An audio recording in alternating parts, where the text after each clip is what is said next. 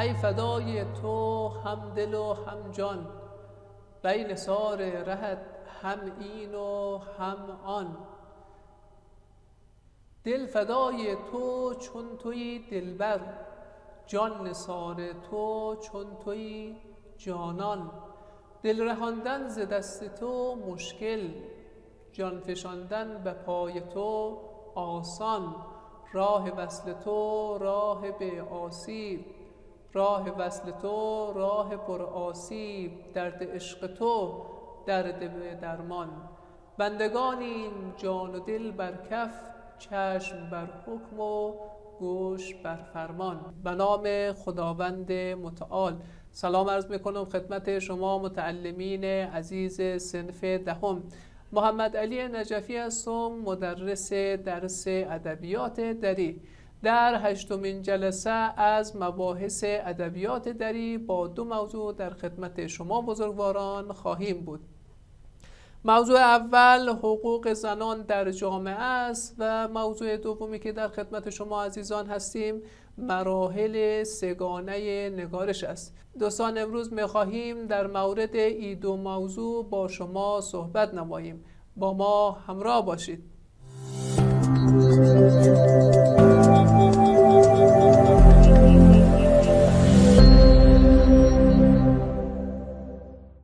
بله عزیزان، یکی از مسائلی که در واقع به عنوان یکی از مسائل اجتماعی اواخر قرن 19 میلادی و اوایل قرن 20 می شود از او یاد کرد، بحث حقوق زنان در جامعه است.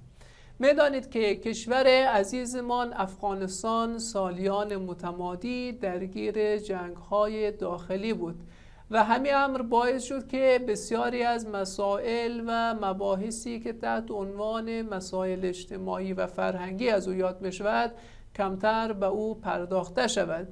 یکی از این مسائلی که متاسفانه پرداخت به او بسیار به ندرت شکل گرفته است مبحث حقوق زنان است. حال می خواهیم در مورد حقوق زنان در این جلسه برای شما دوستان صحبت نماییم. خب، مسائلی که تحت عنوان حقوق زنان است و در کشور ما به عنوان یک مسئله مطرح کرده است این موارد است. اولی که قرآن کریم که کتاب ما مسلمانان است، در این کتاب در واقع آمده شده است که گوهر انسانی زن و مرد مشترک است. یعنی ما انسان ها چه جنسمان زن باشد و چه از جنس مرد باشیم دارای یک گوهره اصیل و با صلابت و جاودانه هستیم و او گوهره انسانی ما انسان هاست. صرف نظر از اینکه در کدام سطح از زندگی قرار داریم، صرف نظر از اینکه کدام سبک را به عنوان سبک زندگی انتخاب نموده ایم، همه ما انسان ها در قالب های مختلف از یک گوهره و از یک منشأ مشترک هستیم. دوم مطلب این است که همه انسان ها باز هم صرف نظر از جنس او که مرد باشد یا زن باشد تمام فضائل و تمام خصلت‌های اجتماعی و اخلاقیشان نیز با یکدیگر مشترک و در حالت تساوی قرار دارد. یعنی شما یک خوبی که از ناحیه یک زن میبینید در واقع همون خوبی از منظر اجتماعی به قدری ممکن است اثرگذار و مثبت باشد که این خوبی ممکن است از ناحیه یک مرد نسبت به جنس‌های دیگر که مرد باشد یا زن باشد اعمال شود. چه بسا وقتی شما میایید میبینید که یک انگیزه ترحم، یک کار مثبت، یک حرکت بسیار بسیار خاطرپذیر در داخل یک جامعه از ناحیه زن انجام می شود یا برای زن انجام می شود، عامه مردم در واقع عقل سلیم او را بیشتر قبول می کند، بهتر قبول می کند. پس از نظر فضیلت، کرامت و مقام‌های معنوی نیز مرد و زن با یکدیگر در حالت تساوی هستند.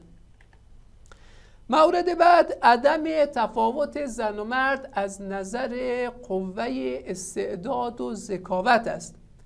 متاسفانه برخی از مرد سالاران امروزه یک مسئله‌ای که مطرح می‌کند این است که می‌گویند زن از نظر قوه استعداد و ذکاوت از مردها در یک سطح پایین‌تری قرار دارد و این اندیشه و این طرز نگاه یک طرز نگاه بسیار منفیانه و بسیار در واقع جنسگرا می باشد، در حالی که هیچ تفاوتی را خداوند متعال و دین مکرم اسلام در قبال زن و مرد تمایز قائل نشده است و گفته است که ما شما را چه از جنس ذکر باشد و چه از جنس انثی باشد همه شما را خلق کردیم، همه شما را دارای یک قوه و یک استعداد مشترک قرار دادیم و این تفاوت‌ها در میزان برخورداری شما از این قوه می باشد، نه در میزانی که ما به شما بخشیم. میزان در واقع برای همه یکسان است،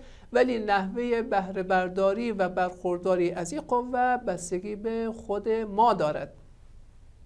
مورد بعد تثبیت حقوق تعلیم و تربیت، حق مزد و اشتراک در انتخابات برای زنان است.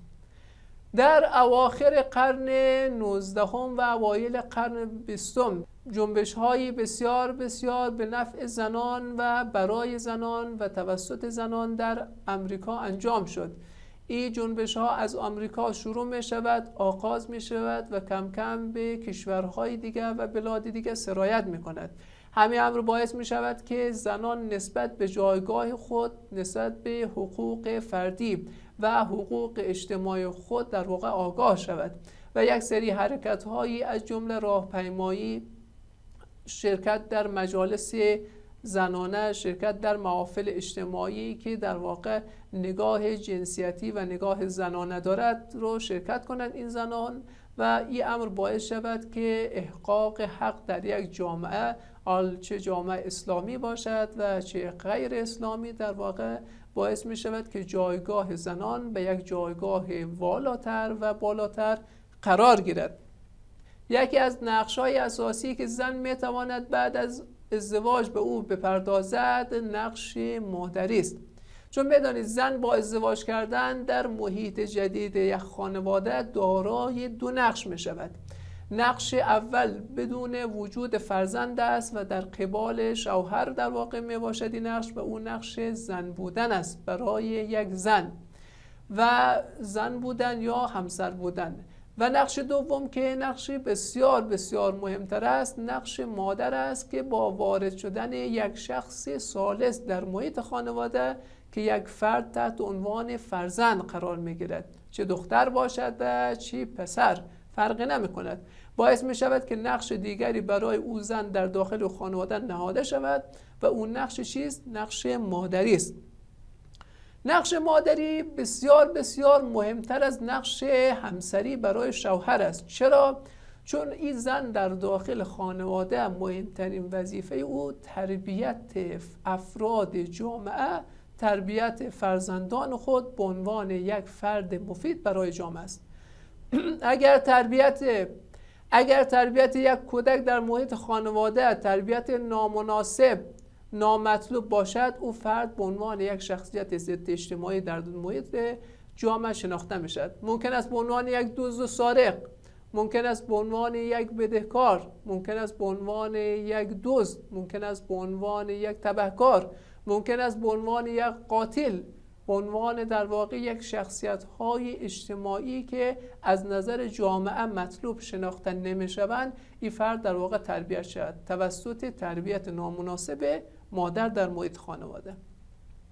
عکس این قضیه نیز در واقع صادق است، یعنی زن می‌تواند با روش تربیتی صحیح و مستعد فرد خانواده خود را که به عنوان فرزند است به عنوان یک فرد مطلوب، یک فرد متعادل، یک فرد بسامان، یک فردی که میتواند به عنوان الگو در محیط و اجتماع خود قرار گیرد در واقع تربیت شود توسط یک مادری که در واقع یک مادر با اخلاقیات و با تعلیمات تربیتی مناسب با یک جامعه و مناسب با فرهنگ او جامعه، این فرد در واقع می آید و فرزند خود را تربیت میکند. پس نقش مادری به عنوان یک نقش غیر قابل انکار در جامعه میتوانیم از او یاد کنیم.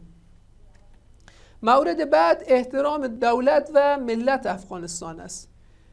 دولت و ملت افغانستان نیز برای زن فرصت‌هایی را، حقوقی را شامل می شود و این فرصت هم در قانون اساسی که بر مبنای قانون اسلام در کشور ما وضع گردیده نگاشته شده است و هم در واقع نهادها و مؤسساتی که تحت عنوان مؤسسات حمایت از زنان و حمایت از در واقع اقشار مختلف مادران و زنان در داخل جامعه تأسیس گردیده از این قوانین حمایت میکنه و سعی میکنه که در واقع او حقوق و او فرصتهای زنان در داخل محیط جامعه حتما در واقع اجرایی شود و صرفا در حد یک گفتمان و در حد یک گفتار باقی نماند. این در واقع از مباحثی بود که در مورد حقوق زن در داخل جامعه در واقع افغانستان بحث کردیم. ولی به طور کل زن به عنوان یک شخص در داخل جامعه مانند جامعه افغانستان ما که یک جامعه اسلامی است یک نقش بسیار بی‌بدیل و غیر قابل انکار است. چرا؟ چون قرآن نیز ذکر کرده و گفته است که برای زن نقش بسیار بسیار حساسی در قبال شوهر بیان کرده. قرآن کریم میگوید که هن لباس لکم و انتم لباس لهن. زن و مرد مانند پیراهن برای همدیگر میماند، هم موجب آراستگی و زیبایی و زینت مرد و زن می شود و هم موجب در واقع پوشاندن عیب‌های انسان‌ها از دیگران گردد، چون انسان‌ها را در واقع چه زن و چه مرد را به عنوان لباس برای همدیگر قرآن کریم تشبیه کرده و یک تشبیه بسیار بسیار زیبنده و بسیار بسیار زیباست.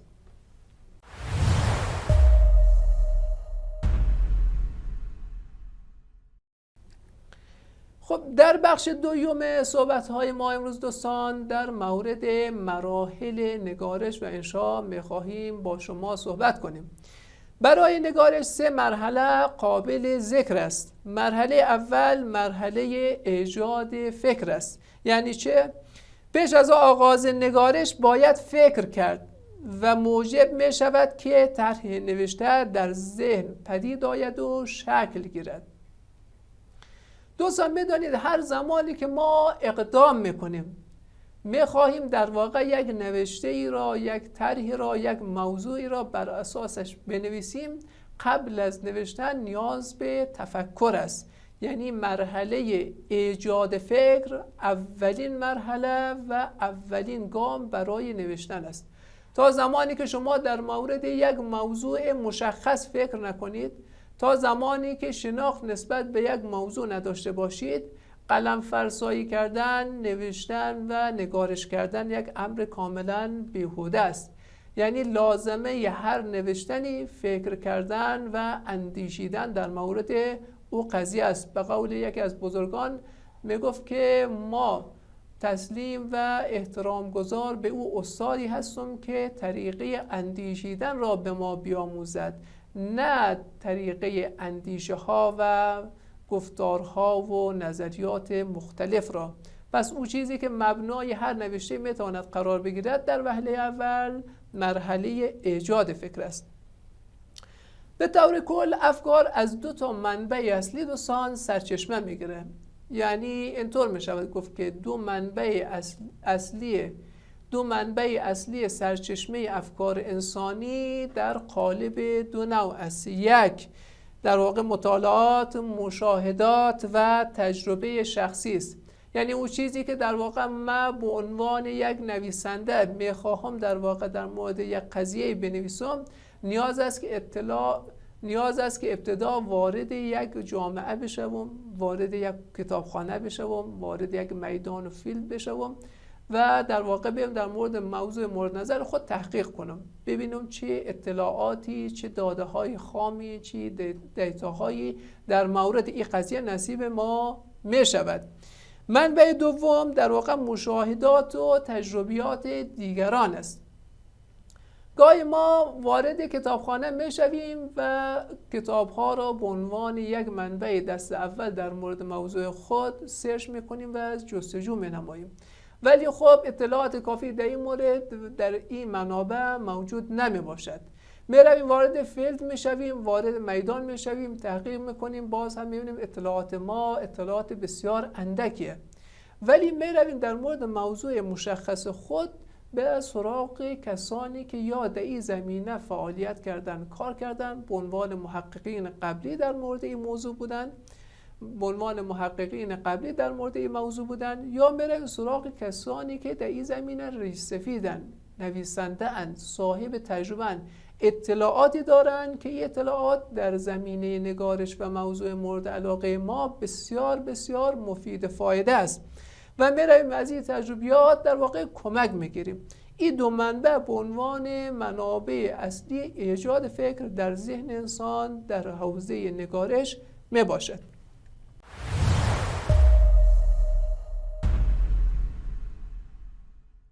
مرحله دوم مرحله تنظیم فکر است. مرحله تنظیم فکر یعنی که شما ابتدا در مورد یک موضوع فکر میکنید، اون موضوع در واقع حاصل می شود، انتخاب می گردد، یا بر اساس علاقه و میزان در واقع دسترسی شما به اون موضوع است، یا بر اساس میزان نیازمندی جامعه به او در واقع موضوع ممکن است موضوع شما انتخاب کرده باشید، یا دلایل دیگه ای که موجب میشه شما نسبت به اون موضوع فکر کنید. مرحله دوم مرحله تنظیم کردن رشته های افکار شماست.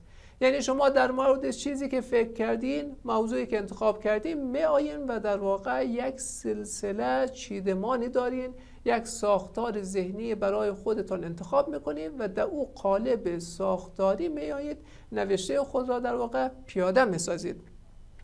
خب مرحله تنظیم فکر این قسم است که شما موضوع را بر اساس 4 فصل و سان تقسیم بندی نمایید. خب این 4 قسم چیست؟ 1 مقدمه است، 2 شروع مطلب، 3 شرح و بسط مطلب و 4 نتیجه است. این در واقع تقسیم بندی موضوع بر اساس فصول نوشته یا بر اساس بخش‌های یک نوشته می باشه که در مورد هر کدام از این دوستان می آییم در جلسات بعد به صورت مبسوط هر یک را تشریح میکنیم و توضیح میدهیم. ولی اینجا فقط به گفتن تیتوار خود در واقع این تقسیم بندی کفایت و بسنده میکنیم.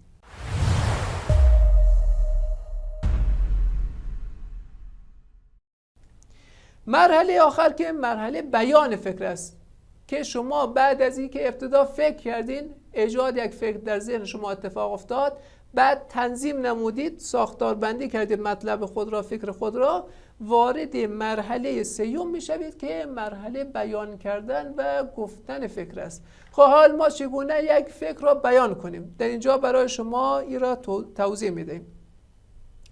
یک شرط بیان فکر دوستان مشق و ممارست است. تنها و تنها زمانی شما می توانید به عنوان یک نویسنده چیره دست و قابل خود را در حوزه نوشتن معرفی کنید که ممارست و تمرین قبلی داشته باشید. تا زمانی که این ممارست، این تلاش، این تحقق در واقع در حوزه نگارش ایجاد نشود، حاصل نشود، شما نمی توانید فکر خود را بیان کنید. یعنی بیایید در حوزه فکر ابتدا بیان یک فکر را ممارست کنید، تمرین کنید، سپس وارد حوزه مهارتی و حرفه‌ای نگارش شوید. خب چگونه میتوان فکر را بیان کرد؟ راه‌های بیان فکر را در واقع اینجا برای شما توضیح میدهیم. بیان فکر در 2 قالب صورت میگیرد. یک به صورت گفتار است که در واقع متعلق به ادبا و مبلغان است. دوم نگارش یا همون در واقع نوشتار است که متعلق به کیست؟ متعلق به نویسندگان است. پس بیان فکر یا از راه گفتار صورت میگیرد و یا از راه نوشتار و نگارش. در حوزه گفتار شما وقتی در واقع میخواهید یک واعظ، یک سخنران، یک معلم، یک خطیب توانا شوید، باید زبان گفتاری خود را تقویت بکنید. خب چگونه در گفتار در واقع یک کلمه ظاهر می شود؟ زمانی که مغز و فکر یک کلمه را در داخل ذهن شما چه می کند؟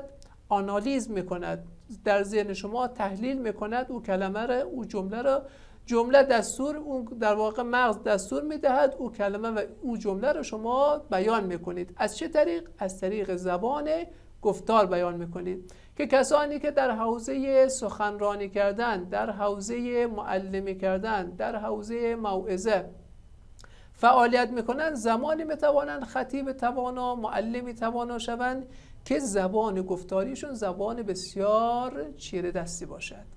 در حوزه نگارش زمان شما میتوانید خود را به عنوان یک قلم فرسا، به عنوان یک نویسنده قابل مطرح کنید و خامه انبرین شمامه به دست بگیرید و شروع به انشا و نگارش بکنید که قبل از او شما زبان نگارش و زبان نویسندگیتان در واقع انجام شده باشد.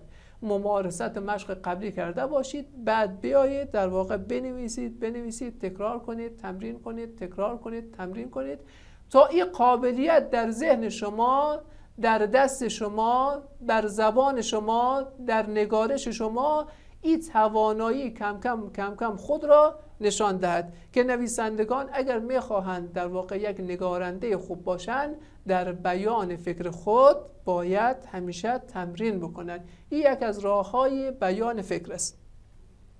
خب یک نکته دیگه دوستان، اویی که گفتار میان تفکر و نگارش به منزله حلقه ارتباط است. هر زمان شما میخواید میان نگارش خود و تفکر خود ارتباط برقرار کنید، حلقه مفقوده ای ارتباط چیست؟ گفتار است. وقتی شما میاد پیش یک روانشناس میگویند که ما 4 مهارت اصلی داریم که یک کودک وقتی میخواهد وارد این 4 مهارت شود باید به مرحله طی کند تا بتواند به این 4 مرحله برسد. اول مرحله شنیدن است. شما باید شنونده خوب باشید. برای بیان گفتن، برای بیان مطلب باید شنونده خوب باشید، یک مطلب خوب گوش کنید. پس شنیدن اولین مهارت است. بعد گفتن است که زمانی میتونید در واقع یک بیان کننده و یک در واقع سخنران خوب باشید که خوب گوش بدید و بعد بیان کنید. مرحله بعد مرحله در واقع خواندن است که شما میتونید یک مطلب رو بخوانید و در انتها مرحله نوشتن است و هیچ وقت امکان ندارد ما بین اینها اختلاف و در واقع قاطی پاتی شود و گرد و بد گردد. این اصلا امکان پذیر نیست. تا زمانی که شما نتوانید خوب بخوانید نمیتوانید خوب بنویسید. تا زمانی که شما خوب نشنوید نمیتوانید خوب بیان کنید. پس در حوزه تفکر و نگارش نیز همین گونه است. زمانی شما نویسنده خوب میباشید که حوزه گفتار شما در واقع یک حوزه بسیار بسیار قدرتمند باشد، توانا باشد. پس هر زمانی که خوب فکر کردید، خواستید به نگارش خوب برسید، از طریق گفتار میتوانید به یک نگارش و به یک نوشته قابل قبول برسید. خب سوالات کانکور مربوط به این مبحث را برایتان ذکر میکنیم.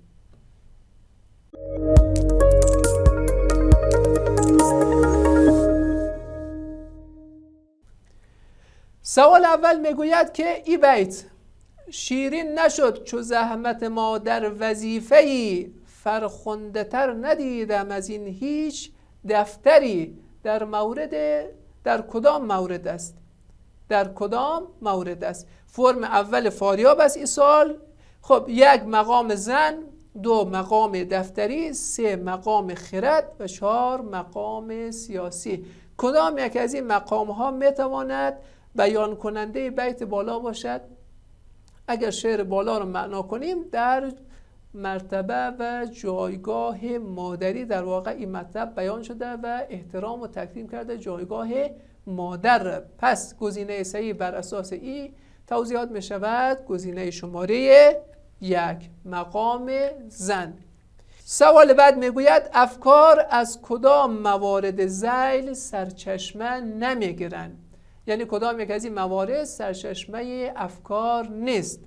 1 تجربه شخصی، 2 تجربه دیگران، 3 مشاهدات و 4 تمرین. کدام یک از اینها منبع الهام و در واقع سرچشمه افکار نمی باشد؟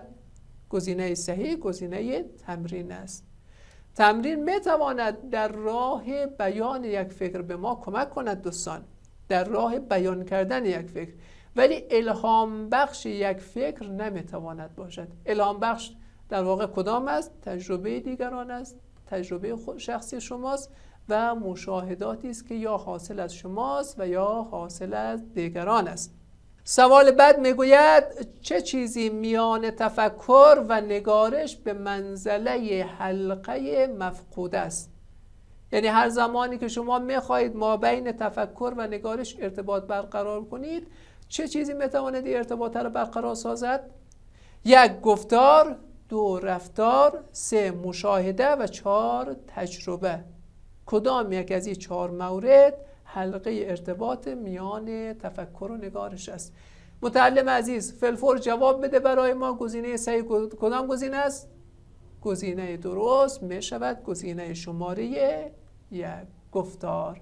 صحیح است. گزینه گفتار گزینه حلقه مفقود میان تفکر و نگارش است. سوال بعد میگوید کدام یک از اقسام تنظیم فکر نیست؟ اگه دوستان خاطرشان باشن گفتیم تنظیم فکر 4 مورد است. کدام یک از اینها جزء او 4 قسم نمی باشد؟ 1 نتیجه، 2 شرح و بسط، 3 عنوان و 4 مقدمه. کدام یک از اینها جزء اقسام تنظیم فکر نیست؟ گزینه صحیح می شود گزینه شماره 1. 4 تا چی بودن دوستان؟ 1 گفتیم خدمتتان مقدمه، 2 شروع مطلب، پس 1 مقدمه، 2 شروع مطلب، 3 شرح و بسط یک مطلب و 4 نتیجه کلی از اون مطالب. این 4 تا میشد اقسام تنظیم یک فکر. سوال بعد میگوید که ادبا و مبلغان، این سوال به عنوان سوال آخر است دوستان، ادبا و مبلغان از چه راهی برای بیان فکر خود استفاده میکنند؟ سوال بسیار بسیار مهمی است. یعنی طریقه و روش بیان فکر مبلغان کدام یکی از این موارد است؟ 1 گفتار، 2 نگارش، 3 مباحثه و 4 مناظره. کدام یک از اینها راه بیان فکر مبلغین می باشد؟ گزینه صحیح گزینه شماره 1 است، گفتار. گفتیم که 2 راه وجود دارد برای بیان فکر. 1 راه که راه نگارش است که متعلق به نویسندگان است. اگر میخواهید یک نویسنده قابل شوید باید نگارش خود را چی کنید دوستان؟ تمرین کنید، ممارست کنید تا به یک حد قابل قبول برسید و این امکان برای شما فراهم شد که یک نویسنده چیره دست و ماهر نه تنها در سطح ملی بلکه در سطح بین المللی شوید. ولی او روشی که مبلغان و ادبا استفاده میکردن برای بیان فکرشون روش گفتار بود که زمان شما میتوانید یک خطیب توانا، یک معلم توانا، یک مبلغ توانا شوید که زبان گفتاری شما از نظر مهارتی بسیار بسیار بالا در سطح بالا باشد. خب عزیزان دلبند، به پایان مبحث 8 امروزمان رسیدیم که از سلسله مباحث درس ادبیات دری است. بخش دوم که در واقع مراحل نگارش بود بخش اساسی ما دوستان. روی این قسمت حتما تمرین و ممارست خودتان را بیشتر بکنید. سعی کنید که خود درس را بخوانید، یک قلم بگیرید، کتابچه را باز کنید، در مورد یک موضوعی که در اطرافتان موجود است، یک موضوع که متناسب با علاقه شماست، متناسب با نیاز موجود در جامعه است، متناسب در واقع با او حس نیازمندی که خود شما در جامعه احساس میکنید، یک موضوع را انتخاب میکنید و شروع میکنید به نوشتن. سعی کنید هر شب در حد 1 صفحه دوستان بنویسید. این باعث می شود که قدرت تفکر شما زیاد گردد، از نظر نویسندگی هنر شما روز به روز فزاینده شود و از نظر مهارت خطی نیز خط شما در واقع به یک خط زیبا بدل گردد. انشالله که هر چی که شما در حوزه نگارش میخواهید به او بهترین ها برسید. شما عزیزان را تا جلسه دیگر و مبحث دیگر از درس ادبیات دری به خداوند بلند مرتبه میسپارم. خدا یار و نگهدار شما باد.